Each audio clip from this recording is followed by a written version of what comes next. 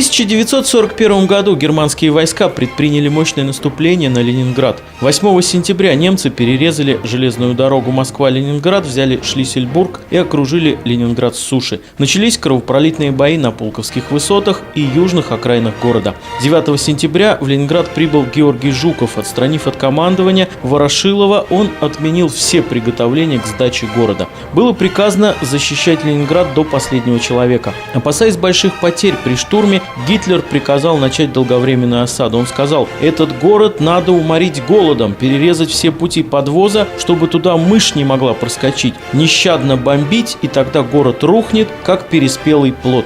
За время блокады немцы обрушили на Ленинград 100 тысяч бомб и более 150 тысяч снарядов. В особенно трагическом положении оказалось мирное население. К моменту блокады удалось эвакуировать в тыл лишь небольшую часть жителей. В городе осталось 2,5 миллиона человек, среди которых 400 тысяч детей.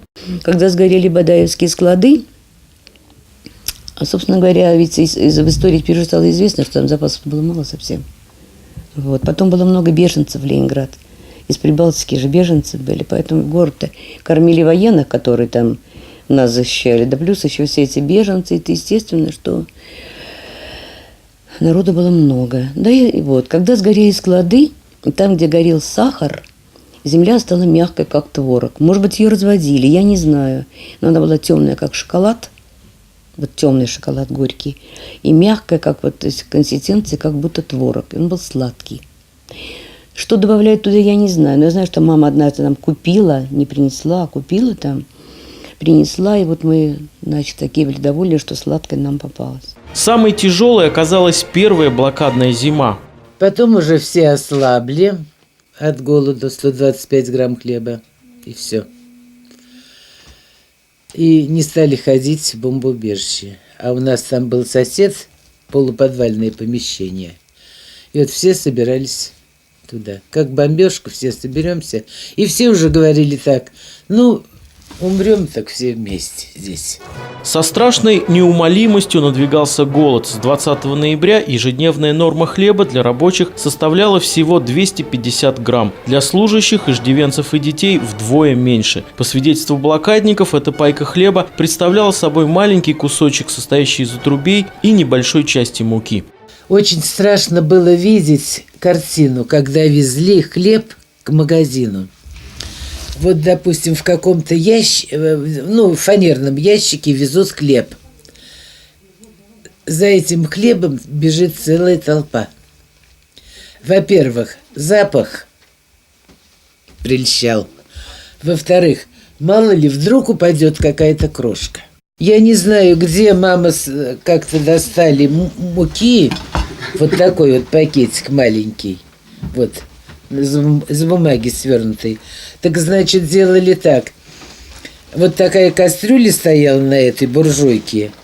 Закипала вода, и вот туда заваривали как кисель, допустим, пару ложек муки.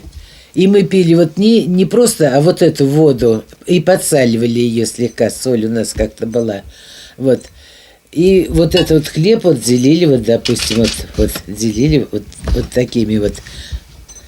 такими кусочками, и мы вот так вот и запивали. Жители стали употреблять в пищу все, что могло заглушить чувство голода. Пришла соседка из соседнего подъезда с слезами и говорит: «Вера, мы своего барсика съели». Кота не съели, то она рыдает, сидит, но барсика-то не съели. Ну, то есть, а людоедство-то, в общем, это и было, ведь это уже известно давно. Потому что покупали студни, ногти находили, детей убивали, нас гулять не пускали. Никогда. Я не помню себя гуляющей на улице никогда, вообще никогда, до 1 класса, когда приходилось ходить в школу. Только. И то помню, как-то нас там что-то провожали. Вот такие. Никак. Почему? Потому что детей воровали, убивали, все продавали. Голод. Весной трава пошла. Траву покупали, потому что травы нигде, конечно, а где была трава? В Ленинграде везде асфальт. Вот, и там стали уже где-то сажать весной, но я помню, что выходили мы с сестрой за травой. Мама нам шила маленькие такие мешочки, крохотные, небольшие. Рядом у нас был стадион. И вот возле стадиона там где-то что-то такое. И у нас была любимая травка, мы ее называли «наша травка».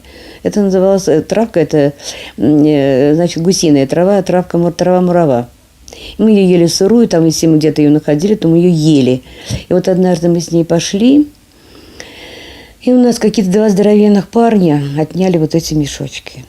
Отняли. Рыданий, конечно, было много, плакали и так далее, и так далее. Вот даже какие были деспоты. Несмотря ни на что, люди работали на предприятиях, выпускали боеприпасы, ремонтировали военную технику, а также участвовали в обороне Ленинграда. Ступенчанка Надежда Григорьевна Рыбакова обеспечивала связь между штабами и передовыми частями Красной Армии. Я вот стану на лыжах, по связи, проверять связь пойду. А какая мне работа? Я иду связь проверять. Если ночью оборвалась, мне начальник, давай, связь все была налажена. Не наладишь, мозга тебе вон. Я больше на лыжах еду, штык утыкаю в землю, зеленение делаю.